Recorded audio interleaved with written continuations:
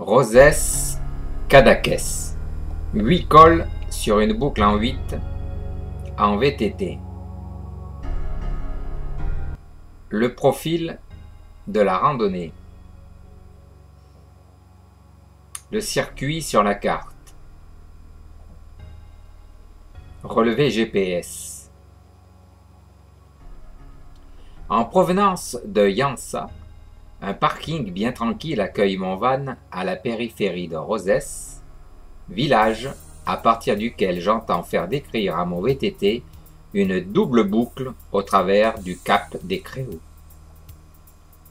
Remontant maintenant sur 2 roues, la route parcourue en sens inverse sur 4, je ne m'étonne pas de franchir bientôt le carrefour du chemin d'accès au Coll des Rosès, domaine viticole réputé. L'établissement se trouve naturellement entouré de vignes, tourné vers la mer au sud, vers les Pyrénées enneigées au nord-ouest. L'appellation Coll des Rosès n'est pas d'invention récente. À l'emplacement du domaine, on trouve un Cancoll sur Iberpix et un Mazdencoll sur l'ICC, qui ajoute sur ses cartes un Molivei del Mazdencoll de l'autre côté de la route. Quel col, s'il en est un, est à l'origine de ces dénominations? C'est par la route de Cadaqués, à main droite, que j'espère pour ma part franchir ou refranchir quelques passes, plus sûrement nommées, en des lieux adéquats. La fin d'hiver, imitée par le début de printemps, n'offre cette année que peu d'éclaircies propices au pique-nique. Ce dimanche de Pâques, les nuages promettent de n'apparaître qu'en cours d'après-midi et de se contenir jusque vers les 18 heures. Le dimanche, jour de sortie des cyclistes, est aussi celui des automobilistes qui envahissent petites routes et chemins. Il faudra faire avec. Un sentier balisé invite à grimper au Coll des San Genis, que je n'ai pas renoncé à atteindre la semaine dernière en descente, pour venir le grimper aujourd'hui par une sente abrupte et caillouteuse. La GI 614 contourne le Castell des Bufalarania entre ses kilomètres 5 et 6. Elle croise ensuite une piste par laquelle il doit être possible d'étendre la boucle de la randonnée pour y adjoindre 2 cols, dont celui des San Genies. La GI 614 n'entend pas laisser échapper sa clientèle sur des chemins de traverse. Aussi, elle invite à partager dans la pédalée un point de vue remarquable sur la Méditerranée. Remarquable, mais pas exceptionnel dans le secteur. Le kilomètre 7 dévoile le premier objectif, qu'une pente adoucie permet d'atteindre sans faiblir, le Coll del Bombo. J'ai déjà franchi le Coll del Bombo un 1er avril en 2005. Il y aura 8 ans demain. C'était ma première incursion seule en Espagne depuis plus de 30 ans. À l'époque, le col n'était pas nommé sur la carte généraliste en ma possession. J'ai toutefois souvenir de l'endroit. La GI 620 s'échappe ici pour rallier le portail de la caserne qui enferme le Coll des Peni. Je reviendrai chercher cette route en fin de parcours. La GI 614 poursuit, elle, en légère descente, en direction d'un second col que je crois aussi avoir déjà franchi, le Coll des Perafita. Une fois sur place, je dois admettre qu'en 2005, j'ai manqué la passe de quelques dizaines de mètres. Le Coll se tient au-delà du rond-point, sur la route de Cadaqués. À hauteur du kilomètre 0 de la route del Porta de la Selva, un CV grimpe à main droite le long d'un bar-restaurant. Le goudron, qui bientôt fait place au ciment, permet de s'élever rapidement au-dessus du Coll des Perafita. La chaussée abandonne bientôt son revêtement, après avoir desservi d'ultimes bretelles d'accès à des propriétés isolées et à la Perafita. Au-delà d'une cabane de pierres sèches, un chemin très cyclable poursuit en zigzag vers le nord sur un profil de montagne russe. Des rues anonymes et d'autres nommées, la Riera del Salto della Gorga et le Rec del Strulz, profitent des courbes pour se faufiler sous la voie, à moins que ce ne soit le chemin qui serpente pour couper ces cours d'eau, aujourd'hui discrets. En vue de la mer, mon itinéraire rejoint celui du GR 92 en provenance des ports de la Selva pour fusionner un temps sur une piste herbeuse en direction du Mas dels Bufadors.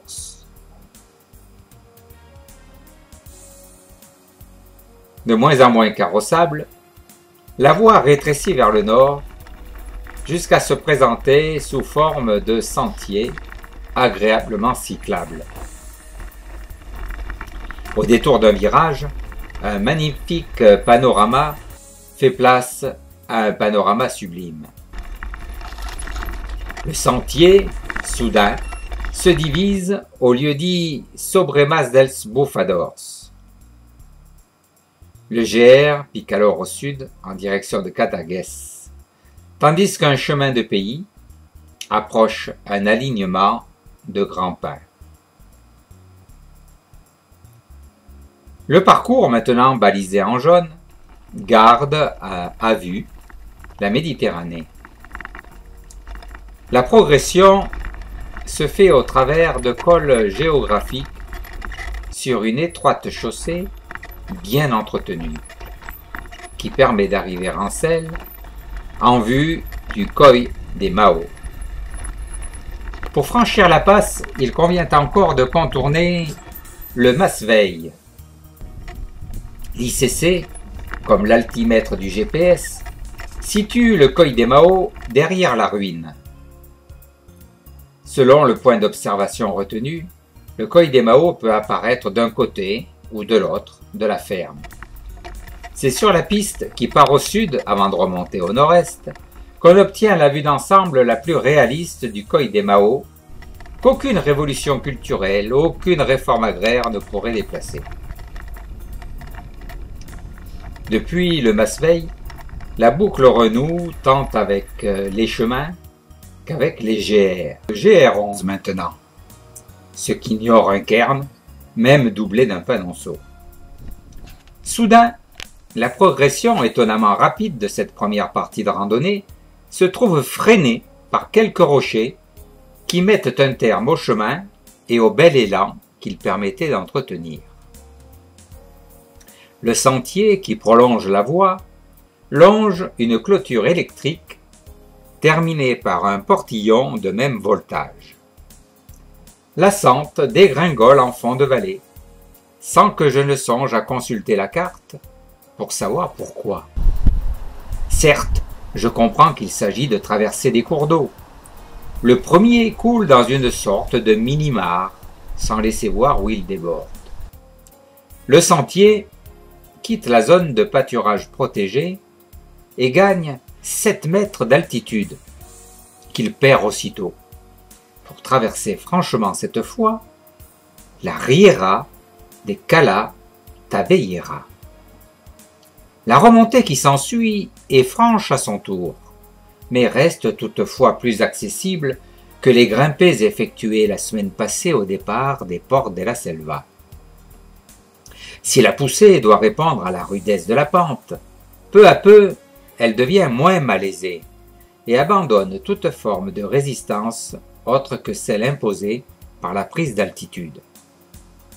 Je viens de traverser le massif d'ouest en est, par le fond d'un vallon. La réapparition d'un chemin coïncide avec la découverte d'un coin pique-nique. La consultation de la carte me remet en mémoire le trajet prévu de longue date. La poursuite à l'est n'a pour but, par n'importe quelle option, que de rallier le Camí de la Birba qui file au sud sur des montagnes russes, roulantes, mais surprenantes. En sens inverse, un panneau prévient de ce que l'on entre sur une propriété privée interdite aux motos où le passage est dangereux en raison d'animaux en liberté. Surprenante aussi la position du Coy de Sadevesa, qui ne peut être que sur le chemin ou très légèrement à l'écart, et non pas au carrefour suivant, comme le place le catalogue d'école d'Espagne, sur une position altimétrique de l'ICC. Mes recherches à l'emplacement donné ne sont pas vaines. J'y découvre un panorama qui se laisse contempler sans modération. Mais de col, point. Demain, 1er avril, on pourrait voir un col de flanc autour d'un gros rocher planté dans la propriété privée en dessous. Aujourd'hui, 31 mars, je crains qu'il ne faille se contenter du changement de vallée effectué sur le chemin, quelques centaines de mètres avant le carrefour. À gauche, la piste rejoint plus ou moins directement Cadaqués. À droite, sur un trajet parallèle, le chemin surplombe la baie de Cadaqués.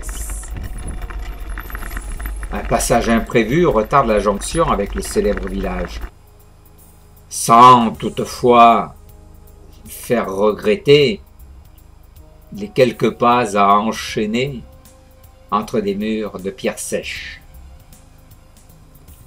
La descente, face à la mer, fait oublier le désagrément de la courte mise à pied.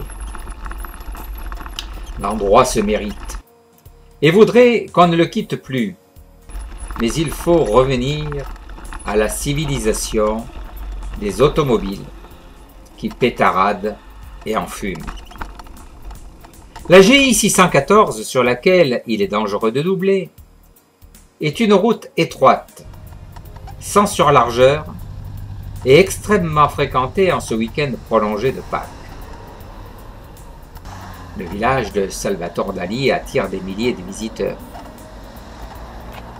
De retour au Coy de Perafita, à son rond-point tout proche, puis par la GI 614 au Coy del Bombo, il convient cette fois de bifurquer à gauche sur la GI 620. En face, le Coy del Peni, qu'en toute innocence je suis monté voir en 2005 dans une caserne. À gauche, la Méditerranée.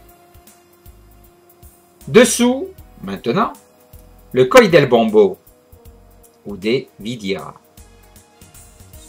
Sans me préoccuper des informations directionnelles en place, j'entreprends de grimper en direction des installations militaires, sans toutefois dépasser, ou de si peu, les 2 kilomètres.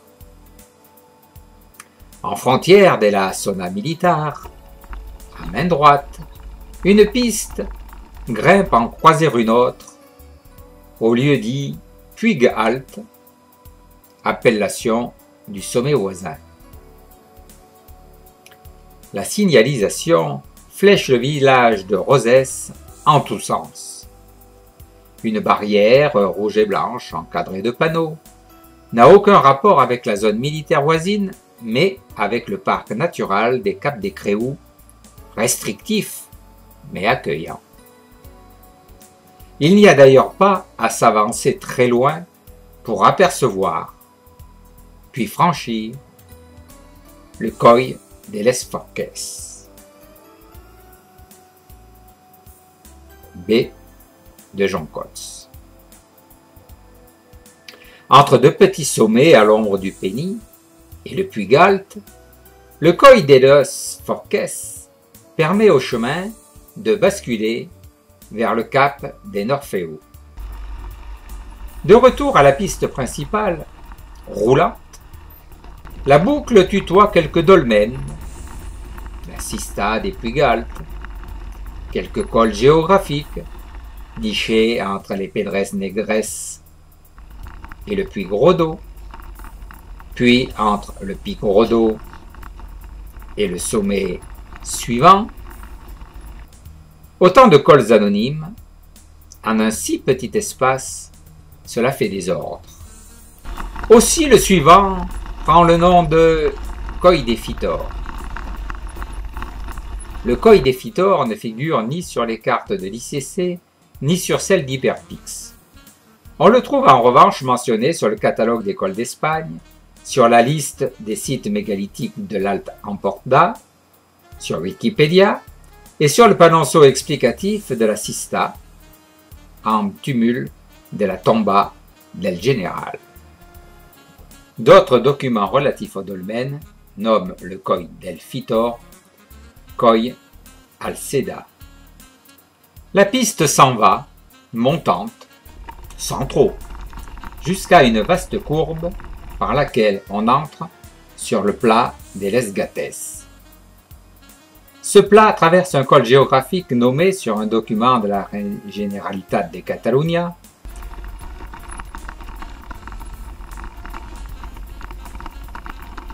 Coll de Carrenteia.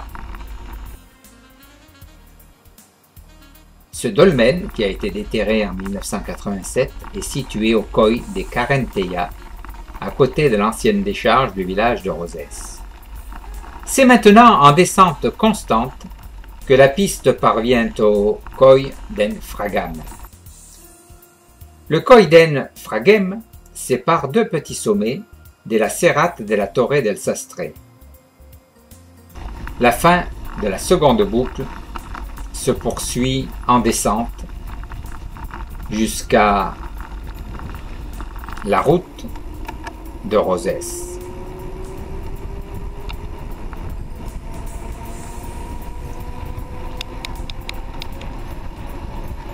Route très empruntée aujourd'hui par les gens de l'Hérault.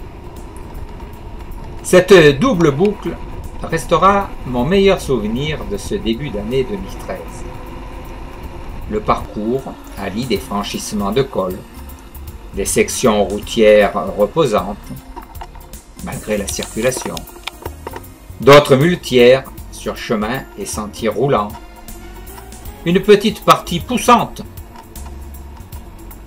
un décor fantastique, de bout en bout. Et, mitoyen avec l'hôtel de police des Mossos d'Esquadra, un parking tranquille, d'accès facile, tant à l'aller qu'au retour.